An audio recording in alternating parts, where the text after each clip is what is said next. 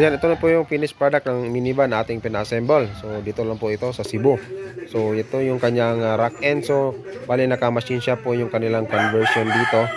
Saka pinalitan na rin po ng mga bagong air filter sa aircon, pati rin sa engine na filter. So napakabait po ng ating builder na napuntahan o yung nag-assemble ito kasi open siya at saka pinapakita niya yung kanilang gawa. Talagang magsabi ko na pulido po talaga yung pagkagagawa ng ating minivan kahit na as is lang po ito. Meaning as is po is kung ano yung mga kulay o accessories na galing sa Japan is yun na din po yun. Pero yung dugtong dyan is yan, inayos po nila yan, minasilya at saka nilagyan ng paint primer, anti-rust. At saka pagkatapos nyan ay pininturahan na rin din na kaparehas ng kulay ng original nito, which is itong pearl white. So yan po yung as is na kanilang conversion. So kung full recon kayo, so pwede kayong mamili ng inyong kulay na gusto. So sa atin as is lang po yan. Kung ano yung kulay, yun lang po yun, i-retouch nila. So mag-a-add lang po kayo, depende po sa kung ano mga adds-on na gusto nyong accessories. Ito naman ay sa free lang po yung adds-on na po na yung kanilang tint. Yan. At saka meron rin 7 inches na car stereo. So ito po yung ating kabuuan ng ating minivan. So dito sa time na to ay yan, may re-retouch po yan, nilalagyan ng anti-rust pati back to back po na masilya po. Yan, lahat po ng dugtong. So wala na po kayong makikita na may mga kalawang dyan. Pagkatapos po yan ay hininturahan po yan ng pearl white. Kaparehan ng stock color galing sa Japan. Saka 5 pala yung speaker nito. Yan, dalawa sa likod, dalawa sa may pintuan, tapos may isa pa sa may bandang dashboard.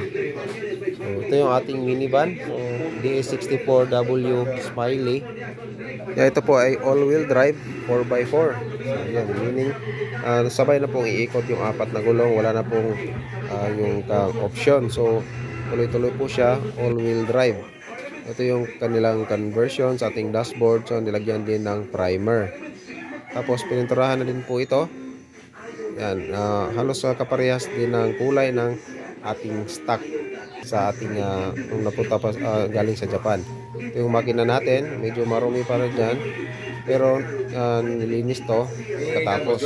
Meron silang engine detailing, pati yung buong body sa loob at saka sa mga upuan ay umugasan po, nilinis at saka sinabon. At saka yung engine oil po nito ay pinalitan din po nila, pero yung ATF ay hindi po kasama. So bali nagdagdag lang po tayo, pinapalitan ko yung ATF, pero ako na po yung bumili ng ATF at okay naman yung ating builder na libre po yung labor. So yun po yung pangilalim niya. So malinis pa naman, yung may kalawang is yung ano yan, yung step board at saka yung tambucho. So may auto step na din po ito, the dual na automatic door. Yan, turbo unit din po ito. Pati yung oil filter pala is pinalitan din nila.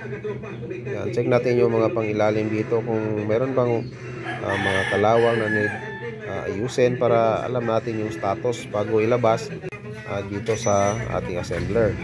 Ito naman yung likuran.